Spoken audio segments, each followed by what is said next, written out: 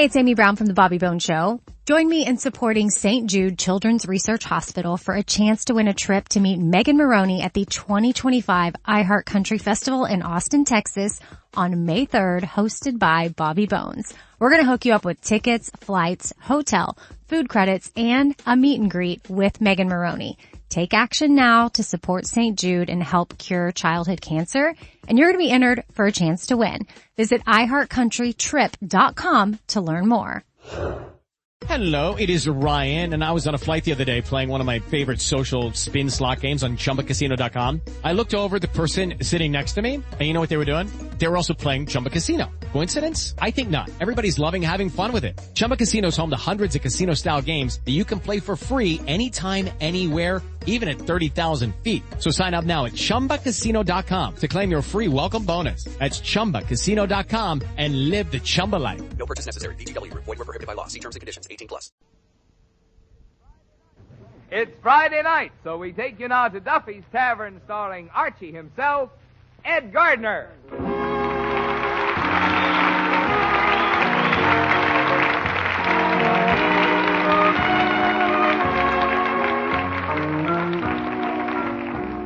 Say, friends, let me ask you something. How well do you take care of your teeth?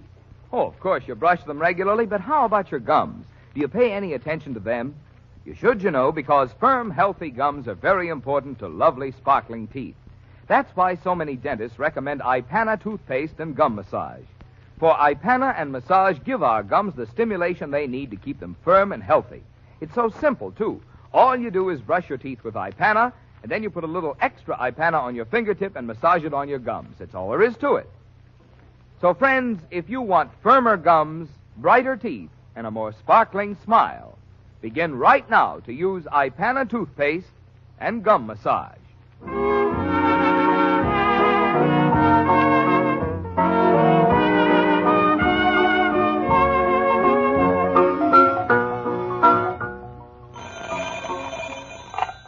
Hello, Duffy's Tavern. Where do you eat meat to eat? Archie the manager speaking. Duffy ain't here.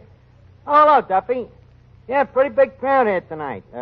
Grogan, O'Flaherty, Murphy, McCaffrey, Gilhooly, Callahan, O'Houlihan.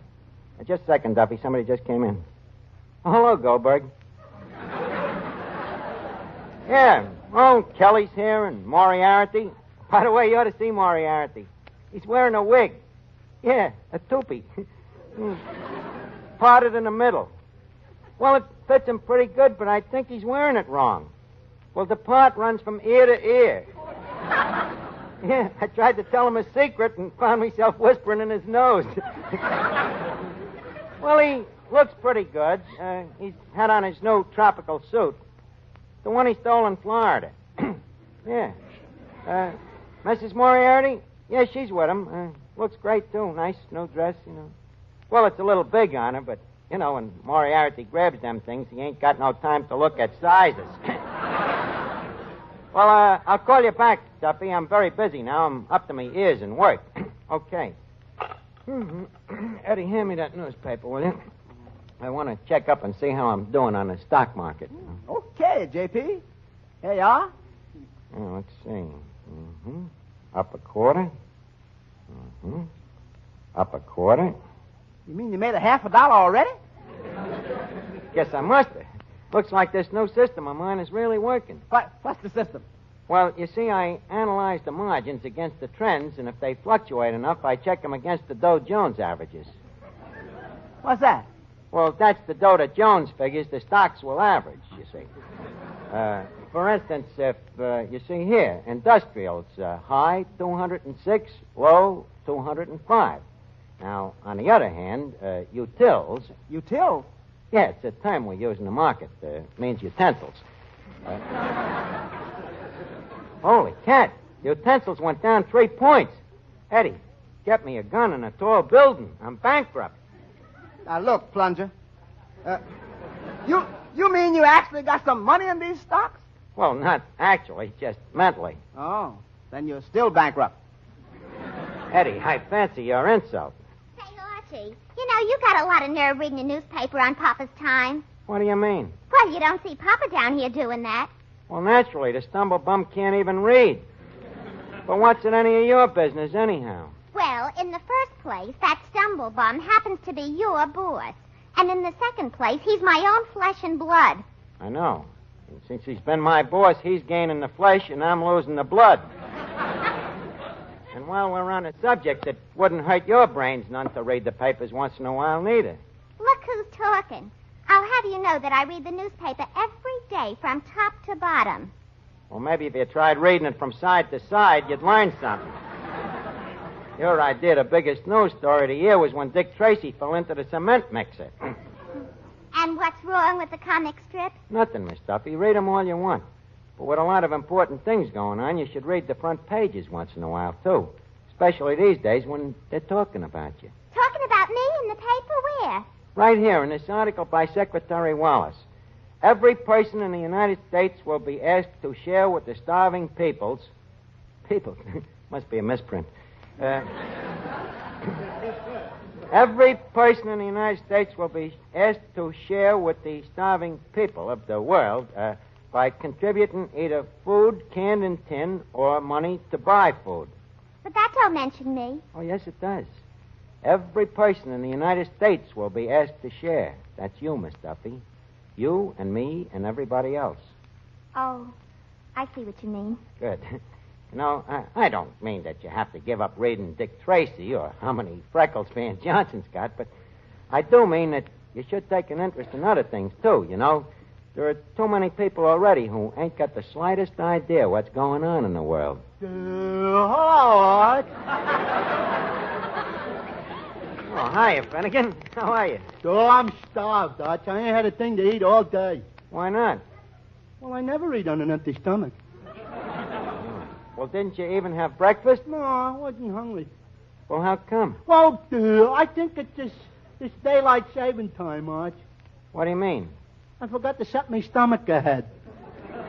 Now, wait a minute, Finnegan. If it's daylight saving time, you don't set your stomach ahead. You set your stomach back. Archie, I'm afraid I must take issue with you. In what respect? Well, in daylight saving time, you push the clock ahead, not behind. Finnegan, I can see that you never shot the sun with a sextet. Now, if you'll listen, I'll explain to you how the thing works. Yeah. You see, time goes westwards with the clouds. So if you happen to be taking a train from New York to Chicago, let's say, you'd go to sleep at 2 o'clock in the morning, and at 1 o'clock they shove the clock ahead and take an hour away from you. Well, what do they do with it, Arch? They return it to you when you go back to New York in the fall. Anyway, as I was saying, when it's 2 o'clock in New York, it's, in Chicago, it's either 1 o'clock or 3 o'clock, see? Depending on which way you're going. Oh, yeah. Now, if, for instance, you're going west as far as Denver, then you lose a lot of time. Why is that? Well, on account of the solar system. You see, the sun has trouble getting over the mountains there. Well, after all, Arch, no system is perfect.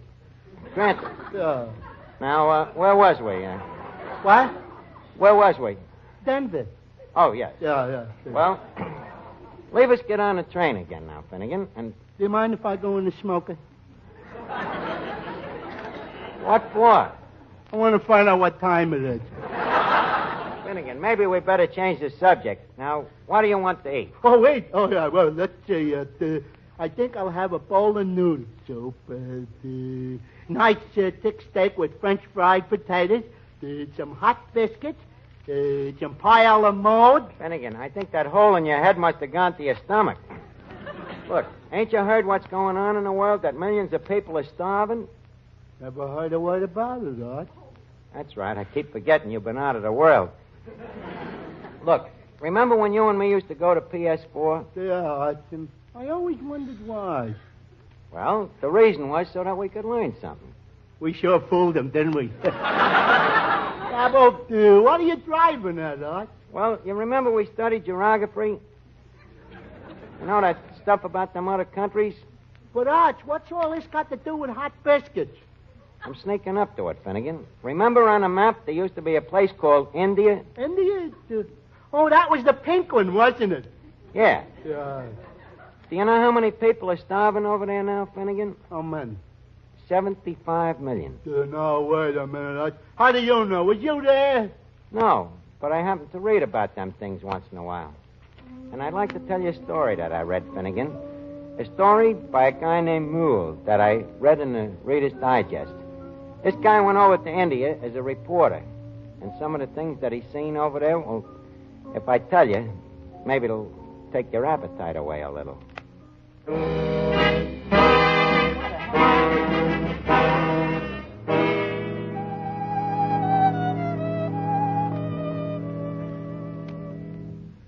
Well, Mr. Merle, you've certainly come to Calcutta at a great time. This is the worst famine India's had in 400 years. Yes, I know. I wouldn't have believed so much misery could go on in the world. How do you stand it, Captain? Well, you have to develop a callousness. It sickens all of us when we first come over here, but we must steel ourselves or go out of our minds. Food, Sahib. A crust of bread, please. Out of the way, beggar. Oh, wait a minute, Captain. Can't you see? Well, the woman is starving. Here's some money. You go buy yourself a meal. But, Sahib, food. Please, food. No money. Food. You see, Merle, there's no food to be bought. But surely, Captain, someplace there must be food. The woman is dying. And so are 75 million others in this country. Look at them. Look over there. The poor devils fighting over the swill in the garbage pails, just so they can live a little while longer. It's unbelievable in this day and age. Well, there you see it. They die here in the streets every day, by the hundreds. Incredible. Ghastly is a better word for it. And I've seen an awful lot of it, Merle, since I started working here with the civilian authorities. How would you like my job? What's that? Clearing the streets of dead bodies and burning them. Must take a strong stomach. Yes, it does. Look at that poor soul we were just talking to. Trying desperately to stay on her feet. Yes. And soon she'll sink to her knees and crawl about, begging for food for the strength to rise again. Food that never comes. Yes. And soon even the strength to crawl is gone. Then she'll drag herself to a dark corner somewhere and wait for death. And no one does anything to help? Oh, we do everything we can. But unless the fat countries send us food right away, millions more will die in the next 3 months. Is there anything I can do, Captain? Yes. When you get back to the United States, let the people know the truth.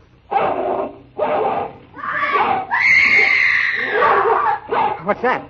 A woman fighting with a dog. Fighting for her husband's dead body. Stand back.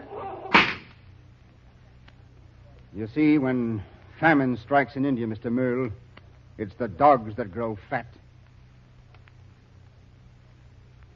Yeah, you'd better come to my office and have a drink.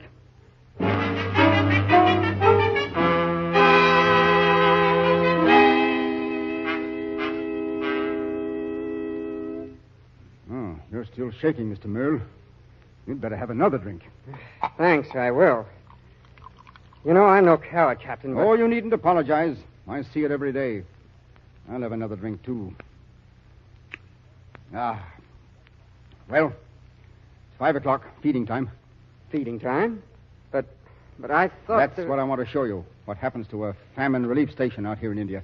Just outside. Just a minute. Stand in line and wait your turn.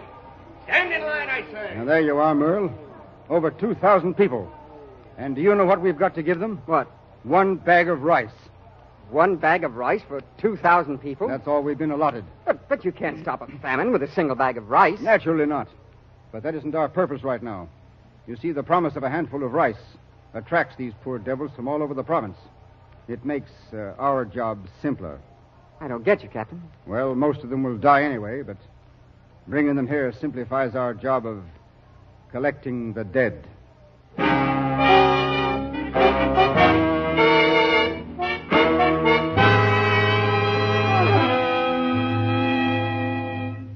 Gee, Arch, that's a horrible story. Finnegan, this ain't no story. This is a fact. This is what's going on over there right now. If you can eat after that, you got a cast iron stomach. But, Arch, I'm only one guy. I know you're only one guy, but Finnegan, multiply you by millions. No, that's too horrible a thought. What I mean is, if everybody did his bit, we could help them. And that story I told you, that's just one country, Finnegan. The same thing is happening all over Europe and Asia. 500 million people facing death by starvation in the next 3 months, unless guys like us, Americans, are willing to help them. Say, Archie. Oh, hello, Colucci. Archie, I wanted you to do me a favor. Oh, sure, Colucci. What is it? Well, this letter just come from my boy, Tony, and, well, I can't read the English myself, so you read it to me, Archie, eh? Oh, sure. Kid still overseas in the Army, Colucci? Oh, sure. He's stationed in the old country. Good old sunny Italy, huh? Well, she used to be. You... Hey, it's Amy Brown from The Bobby Bones Show. Join me in supporting St. Jude Children's Research Hospital for a chance to win a trip to meet Megan Maroney at the 2025 iHeart Country Festival in Austin, Texas on May 3rd, hosted by Bobby Bones. We're going to hook you up with tickets, flights, hotel, food credits, and a meet and greet with Megan Maroney. Take action now to support St. Jude and help cure childhood cancer, and you're going to be entered for a chance to win. Visit iHeartCountryTrip.com to learn more. It is Ryan Seacrest here. There was a recent social media trend which consisted of flying on a plane with no music, no movies, no entertainment. But a better trend would be going to ChumbaCasino.com. It's like having a mini social casino in your pocket. Chumba Casino has over 100 online casino-style games, all absolutely free. It's the most fun you can have online and on a plane. So grab your free welcome bonus now at ChumbaCasino.com. Sponsored by Chumba Casino. No purchase necessary. VGW Group. Void where prohibited by law. 21 plus. Terms and conditions apply. You read the letter, please. Okay, Colucci. Hey, he's a sergeant now, huh? Oh, you betcha. Smart boy, my Tony. Pretty soon he's going to be a corporal. Oh, good. Oh, we ever see what he has to say here? Dear Papa, I'm awful lonesome here tonight. What I wouldn't give to be back with you and Mama listening to the radio after one of Mama's swell spaghetti dinners. See. Boy, will America look good to me when I get back, especially after what I've seen over here. I guess you've been reading about it in the papers, but reading about it and living with it is two different things. I never believed there was such poverty. Finnegan, listen to this. It's just what I've been talking about. Hundreds of people out in the field scratching and poking at the barren earth. The lucky ones finding maybe some grass or a few roots. Old women older than Mama, hitched to their plows just like horses. And with them, the kids, planting seeds. And when you look at their half-starved little bodies, you wonder if they'll still be alive when the harvest does come. Or whether the earth that they're planting will soon be covering them. And then at night, you see them on their way home, hopeless and defeated, with hardly enough strength to pull their empty carts. Well, Arch, ain't they even got horses? Horses. Long ago, the people, they eat them. Oh, go ahead, Arch. You read it, Mr. Moore. Huh? Okay, Coach. And every night, when we come home from chow, we see the same things. Kids and women and old men holding out empty pots and bowls, pleading for the leftover slop from our mess kits. That's why I ain't been eating so much these days, Papa. Tell Mama that's the reason I might have looked a little thin in the last picture I sent home. I wonder if the people in America know what's going on. I wonder how they'd feel if it happened to them. Gee, Arch, that's silly. It couldn't happen here. Finnegan, they didn't think it could happen there either. That's right, Archie. Oh, hello, Nick. I didn't see you standing there. Yeah, I've been listening. You know Nick the Greek, don't you, Colucci? Oh, sure, we know. Where is your boy, Mr. Colucci? Why, he's a G.I. Joe. Oh. He's in Italy. That's right near your country. Italy. Oh, it's a shame. Italy, where once is so much singing and the people is so happy. It's a shame. See? Hey, Arch, what's with these two guys? I thought the Greeks and Italians didn't like each other. What do you mean? Well, wasn't they enemies during the war? The war is over now, Finnegan. And remember, hunger, she don't know one nationality from another. That's right. You see, Finnegan, today it ain't no longer dog eat dog. Today it's man feed man. See, it's all right. The letter, she's a finish, Archie? Not yet, Colucci. Says, God has been good to us in America. So for his sake, we got to help these people. We have plenty of food, enough to feed the whole world if we want to. So, Papa, talk to the people we know. Tell them to do it a little bit less themselves so that we Americans won't be found guilty of digging Europe's grave with our teeth. And tell them that unless we do help, we'll be digging our own graves because famine breeds fascism. And you know what that means. Well, Papa, it's nearly time for lights out now, so Write me soon and give Mama a big kiss. Your bambino, Tony. Gracias, Archie, gracias. Well, Finnegan, does that get it through your thick skull what's going on? Yeah, Arch, but what does he mean famine breeds fascism? Well, that means, well, suppose you was hungry, see? And some guy with a loud voice comes along and he says, follow me, bud, and I'll get you all of the food you want. What would you do? Well, I'd follow him, Arch. Sure. But before he gives you this food, see, suppose he says, look, you got to give up a couple of little things. Not much. Just the right to talk like you want to, the right to go whatever church you want to, the right to vote the way you want to. What would you do? Well, gosh, Arch, if I was really hungry. Touché. That's what Tony means. That's what's going to happen again, just like it did with Hitler and Mussolini, unless we do something about it first this time. Sure, that's right. If we don't, the war we just finish. She's been a fight for nothing. That's right, Calucci. And we can't waste time. These people have to have help right away. I know. What do you mean, Nick? I also got a letter from my sister in Greece. You like to hear what she said? Yeah.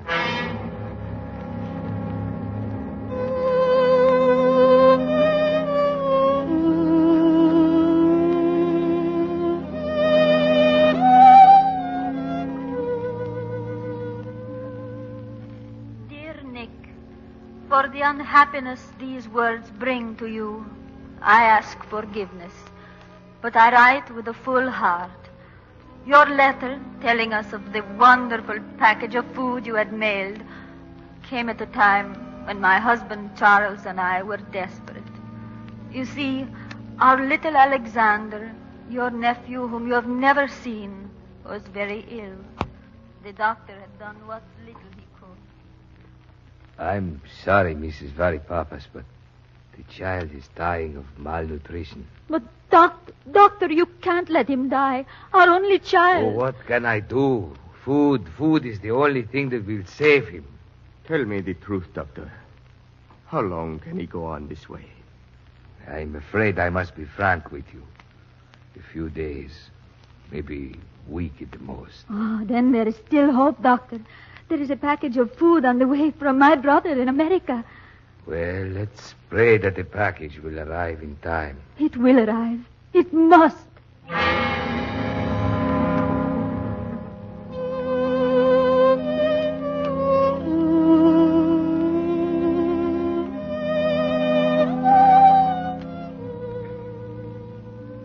How we waited for your package, Nick. The package that meant life to our child. We waited day after day, days that seemed years, watching his little belly swell and the bones in his arms and legs draw the parched, sallow skin more tightly over them. We tried to be patient, Nick. I prayed. Finally, we could wait no longer. We had to make one more last desperate plea. But you, the head of the United Nations Relief, certainly you must be able to do something. I'm sorry, Mr. Varipapas. I wish I could help you, but you've already used up your allotment for the week. But we need so little more to save our child. Our only child, Mr. Smith. Please, just a little extra bread. Yes, I know. Just a little extra bread. But that's our problem. It's not your child alone that needs just a little extra to save him. 9 out of every 10 children born in Greece this year are dying of the same thing. Malnutrition. It looks like the world has forgotten Greece. Oh, it's not only Greece. It's happening in every war-torn country in the world. I'm very sorry. I wish I could help you. But how can you let a child die while there is still food in the warehouse? Don't you understand? If I give it to you, I must take it away from another starving child. Then there is no hope. Only if the nations that have the food treat this war of famine with the same sincerity and sacrifice with which they face the war of guns, and send us food immediately. And while we wait, my child dies. No, my child will not die. Charles, please. Our baby will have food. I will get it somehow if I have to... Oh, calm yourself, man. Calm yourself. Charles, no. What you're thinking of doing is wrong. Is it right that our baby should die? Please, Charles, let's go home. Perhaps Nick's package from America has come. No. I am through with dreaming and begging. Go back home, and let us hope that it is not too late.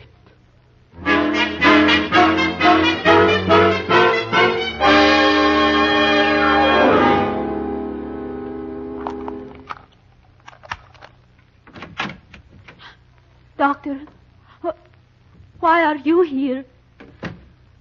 Your neighbor called me. Mrs. Varipapas. Your child is dead. Oh, no. No, my baby. My poor baby. You can thank your God he is dead. My baby. Oh, my poor little baby.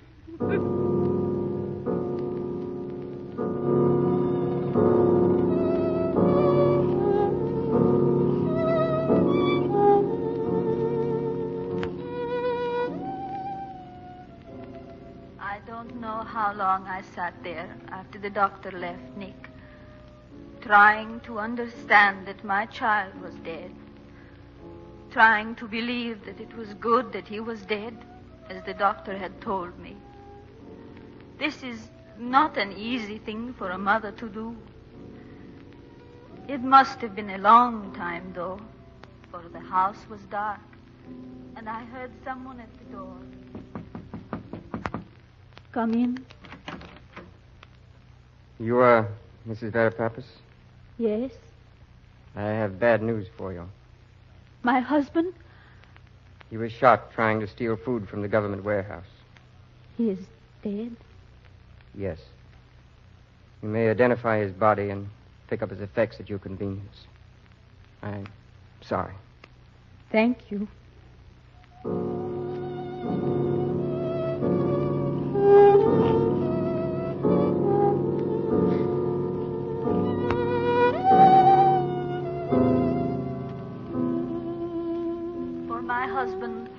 Whom I loved with all the tenderness and passion that a woman can have for a man, I shed not one tear. I'm not ashamed that I was thankful. No longer would he know hunger, worry, and shame at his helplessness. I wanted to follow him and my child. Perhaps I would have found the courage then, had not my neighbor, who had heard the news of his death, come in. Please, Mrs. Varipapas, let us help you. Come stay with us tonight. Perhaps later. Right now, I'd like to be alone here. I understand. Call me if you want me. You're very kind. Oh, I almost forgot. I met the postman downstairs. Yes? He gave me this package for you. It is from America.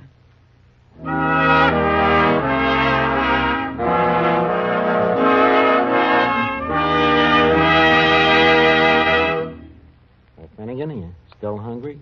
No, I kind of lost my appetite.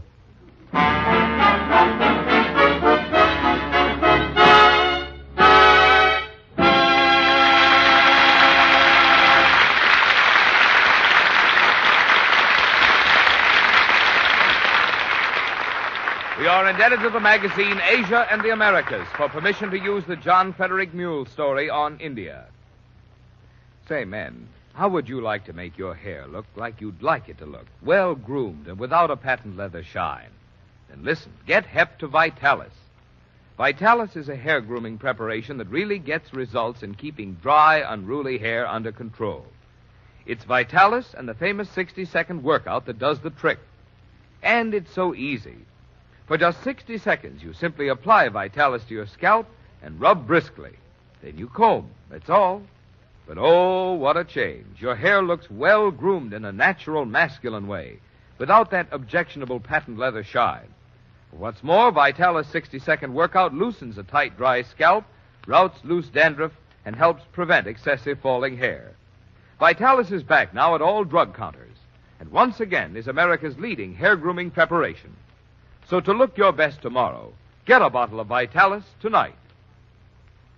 And now, ladies and gentlemen, it's time to leave Duffy's Tavern for this evening. If you have a half hour next Friday night at the same time, remember, Duffy's Tavern, where the elite meet to eat, but not until the rest of the world gets fed. Oh, hello, Duffy. I was just busy back there checking the icebox. Well, we're going to do it every day now so that we don't order a lot of food, that we don't need. And you can help, too, Duffy. Huh? Well, by giving up wheats and oils and fats. Okay on wheats and oils, but you won't give up Mrs. Duffy, huh? Well, you have to give up something, Duffy. All of us over here have to. Because we want America to have the answer ready when the rest of the world says, give us this day our daily bread. Good night, Duffy. This is NBC, the National Broadcasting Company.